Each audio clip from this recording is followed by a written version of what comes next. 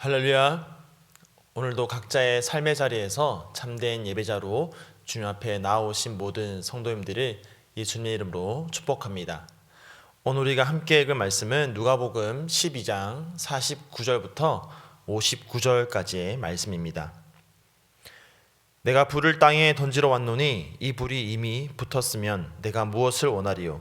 나는 받을 세례가 있으니 그것이 이루어지기까지 나의 답답함이 어떠하겠느냐? 내가 세상에 화평을 주려고 온 줄로 아느냐?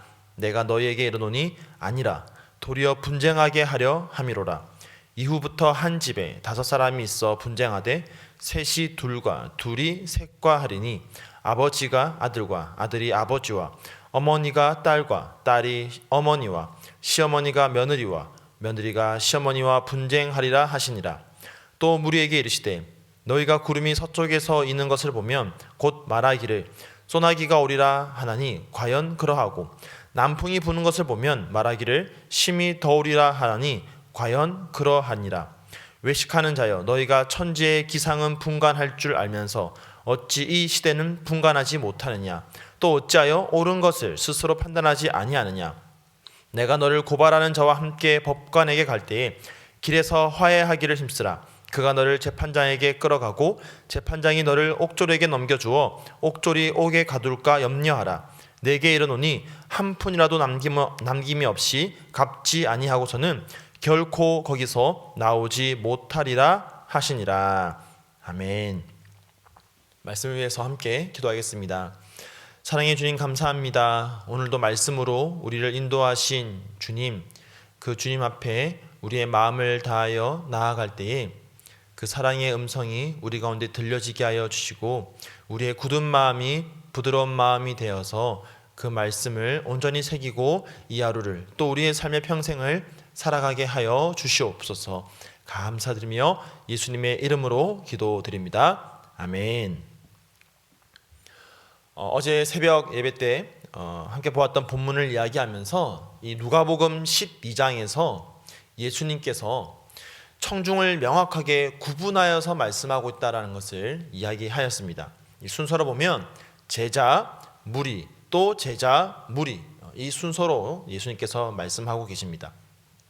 오늘 본문에서는 이 앞부분인 49절부터 53절은 제자들에게 하신 말씀이고 54절부터 59절까지는 무리들에게 하신 말씀입니다.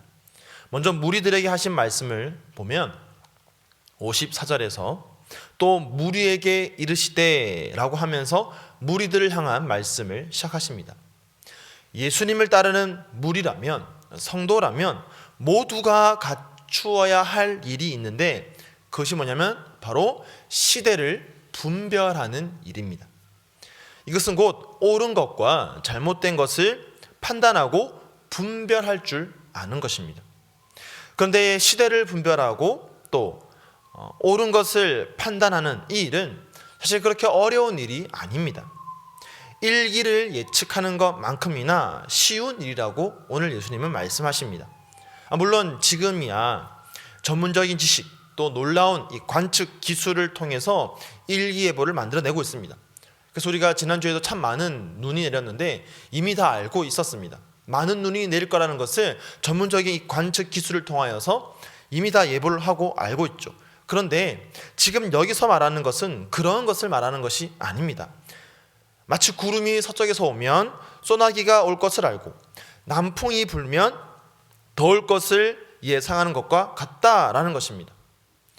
이 팔레스타인 땅은 이 서쪽에 지중해와 접하고 있었습니다. 그래서 이 서쪽에서 오는 구름은 다습하게 되어서 비를 뿌리게 되는 것이죠. 그런가 하면 남쪽에는 아라비아 사막이 있습니다. 그러니까 남쪽에서 바람이 분다라는 것은 사막에 뜨거운 바람이 온다는 것입니다. 그러니까 더울 수밖에 없는 것이죠. 누구나 어렵지 않게 이 지형적인 것을 알면 충분히 예상할 수 있는 그런 일입니다. 지금 우리도 우리 주변을 돌아보면 이 시대를 충분히 분별할 수 있다라는 것입니다. 그런가 하면 무엇이 옳고 또 그른지를 충분히 우리가 판단할 수가 있습니다. 어떤 전문적인 지식이 없을지라도, 누군가의 가르침, 강의가 없더라도 어렵지 않게 우리 스스로 할 수 있는 일입니다. 성도라면, 하나님을 믿고 예수님을 따르는 무리라면 충분히 누구나 이 시대를 분별할 수 있어야 하는 것입니다. 우리가 겨울이 되면 어떡합니까? 날씨가 많이 추워지면 눈이 오는지 안 오는지 늘 일기예보를 체크하지 않습니까? 그렇게 일기예보를 체크하면서 대비하는데 힘을 쏟듯이 이 시대를 바라보면서 주님 다시 오실 그날이 멀지 않았음을 깨닫고 대비할 수 있어야 됩니다. 나 개인의 노후, 또 내 자녀의 장래를 예비하는데 힘을 쏟듯이 우리는 그보다 더 많은 힘을 우리가 맞이할, 주님을 맞이할 그 미래를 준비하는 데 쏟아야 하는 것입니다. 그런데 제자라면 여기서 한 걸음 더 나아가야 합니다. 무리에게 이 말씀을 하시기 전에 예수님께서는 제자들에게 이렇게 말씀하셨습니다. 내가 불을 땅에 던지러 왔노라. 내가 화평을 주려고 이 땅에 온 것이 아니라 분쟁하게 하려고 이 땅에 왔다라고 말씀하십니다. 제자들에게는 단순히 시대를 분별하고 옳은 것을 판단하는 것이 끝이 아닙니다. 복음을 가슴에 품은 제자들은 세상으로 나아가면 반드시 분쟁을 경험하기 마련입니다. 분쟁은 또 다른 말로는 싸움이죠. 분열입니다. 복음이 악해서 분열이 일어나고 싸움이 일어나는 것이 아닙니다. 오히려 그 반대입니다. 선한 복음이 세상에 들어가게 되면 이 무서운 죄악의 세력이 존재하는 세상과 분열이 일어나기 마련이고요, 싸움이 일어나는 것이 너무나도 당연한 일입니다. 이러한 분열과 싸움은 비단 다른 사람, 내 이웃, 그 사이에서만 일어나는 것이 아닙니다. 오늘 본문을 보면 가장 가깝게 여겨지는 가족일지라도 이런 분열과 다툼과 싸움이 일어날 수 있다라고 말하고 있습니다. 마태복음 10장 34절에서 예수님은 이렇게 말씀하셨습니다. 내가 세상에 화평을 주러 온 줄로 생각하지 말라. 화평이 아니라 검을 주러 왔노라. 칼을 주러 왔다라고 말합니다. 제자는 세상 가운데 검을 가지고 나아가는 전사와 같습니다. 이 검을 가지고, 이 칼을 가지고 썩은 곳을 드러내야 하는 것입니다. 그러므로 우리가 가진 이 복음으로 인해서 분열과 다툼이 일어나는 것, 이것을 이상하게 여길 필요가 전혀 없다는 것입니다. 오히려 복음이 들어갔음에도 불구하고 아무런 변화가 없고 아무런 분열이나 다툼이 없다면 그것이 오히려 더 이상한 것입니다. 한 사람 개인에게도 이런 일들이 일어나지 않습니까? 복음을 모르던 사람이 복음을 듣게 되고 알게 되면, 또 성경을 전혀 모르던 사람이 성경을 듣게 되면 개인에게도 내면의 갈등이 일어납니다. 이성과 신앙 사이에서 갈등이 일어나는 것이죠. 내가 알던 지식과 내가 새롭게 알게 된 이 복음이 충돌하는 것입니다. 우리가 이번 주부터 성경 통독을 다 함께 시작하였습니다. 어제 저희 청년 중에 한 명도 저한테 질문을 해왔습니다. 창세기 1장부터 읽어나가는데 창조 사건을 읽으면서 이 창조의 이야기가 전혀 과학적이지 않은 이 내용 때문에 지금까지 계속 조금의 의구심이 있었다라는 것이죠. 처음 성경을 접할 때부터 사실 이 풀리지 않는 의구심이 계속 있었다라고 고민을 상담해 왔습니다. 내면의 갈등이 일어나는 것이죠. 사실 이것은 굉장히 좋은 징조입니다. 내 안에 내면의 갈등, 분열, 다툼이 일어난다는 것은 참 복음이 내 안에 들어왔다라는 증거인 것이죠.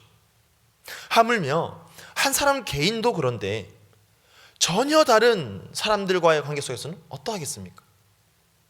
그러므로 우리는 오히려 이와 같은 분열과 나눔과 다툼을 두려워해서는 안 됩니다. 물론 우리는 나 한 사람의 개인적인 잘못과 또한 죄악으로 인한 분열과 다툼은 늘 경계하고 조심해야 됩니다. 하지만 그것이 정말 참 복음으로 인해 생긴 것이라면 이러한 분열과 다툼을 두려워하지 말아야 할 것입니다. 오히려 담대하게 이것을 받아들이고 나아가야 하는 것입니다. 그래서 예수님은 이것을 불로 표현하십니다. 불. 예수님은 불을 던지러 오셨습니다. 이 불은 분쟁을 일으킬 것입니다. 복음이 확산될 때에 필연적으로 진리와 비진리의 아주 처절한 투쟁이 뒤따를 것입니다.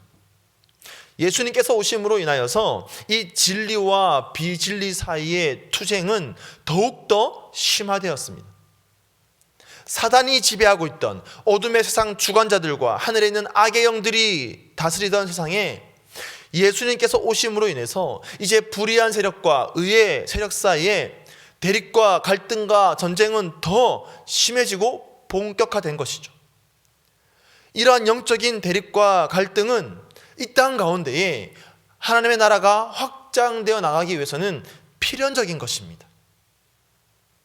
그리고 이 어둠의 세력, 악의 세력에 대항하는 이 의의 세력은 반드시 승리하고 이 어둠의 세력, 악의 세력은 심판받게 될 것입니다. 이러한 사실을 예수님은 아주 급격하게 확산된다는 이 어떤 속성, 그리고 심판, 고난의 이미지를 가지고 있는 이 불이라는 용어를 사용하여서 선포하고 계신 것입니다.